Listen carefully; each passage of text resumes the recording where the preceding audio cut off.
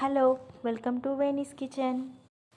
ఈరోజు మనం మెంతి కూరతో పౌడర్ ఎలా తయారు చేసుకోవాలో చూద్దాం. మెంతి కూర మన ఆరోగ్యానికి చాలా మంచిది. ఇది హెయిర్ గ్రోత్కి చాలా ఉపయోగపడుతుంది.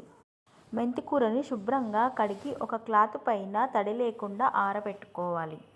మనం ఈ ప్రాసెస్ అంతా లో ఫ్లేమ్లో పెట్టుకునే చేసుకోవాలి. ఇప్పుడు స్టవ్ వెలిగించి గిన్నె పెట్టుకొని దానిలో 1 స్పూను ధనియాలు వేసి వేయించుకోవాలి.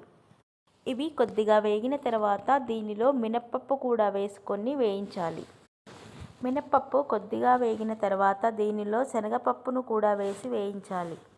పప్పులన్నింటినీ లో ఫ్లేమ్లో పెట్టి వేయించుకోవాలి, లేదంటే అవి మాడిపోతాయి, వెగుటు వాసన వచ్చేస్తుంది.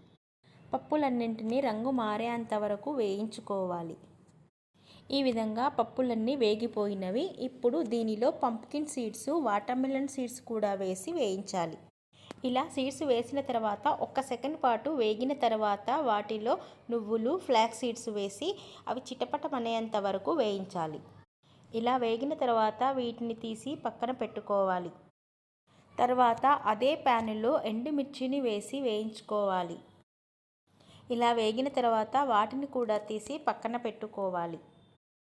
తర్వాత అదే ప్యాన్లో మనం ముందుగా కడిగి ఆరబెట్టుకున్న మెంతికూరను కొద్ది కొద్దిగా వేసుకుంటూ వేయించుకోవాలి. ఒకేసారి మొత్తం వేయకూడదు. ఒకేసారి మొత్తం వేసినట్లయితే నీరంతా ఊరిపోతుంది. మెంతికూరను వేసిన తర్వాత కలుపుతూ వేయించుకోవాలి.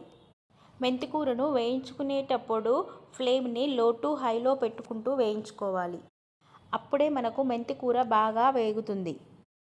మెంతికూరను క్రిస్పీగా అయ్యేంత వరకు వేయించుకోవాలి. చూసారు కదా, ఈ విధంగా క్రిస్పీగా అయ్యేంత వరకు వేయించి పక్కన పెట్టుకోవాలి.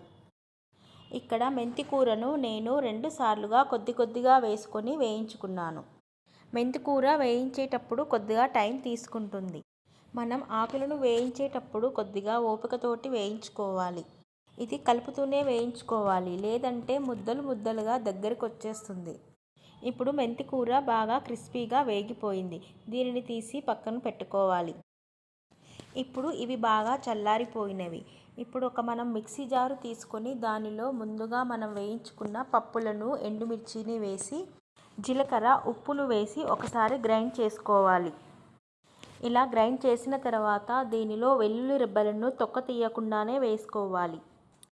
తొక్క తీయడం వలన అది మెత్తగా పేస్ట్లా అయిపోతుంది. అందుకే తొక్క తీయకుండానే పల్స్లో తిప్పుకుంటూ గ్రైండ్ చేసుకోవాలి.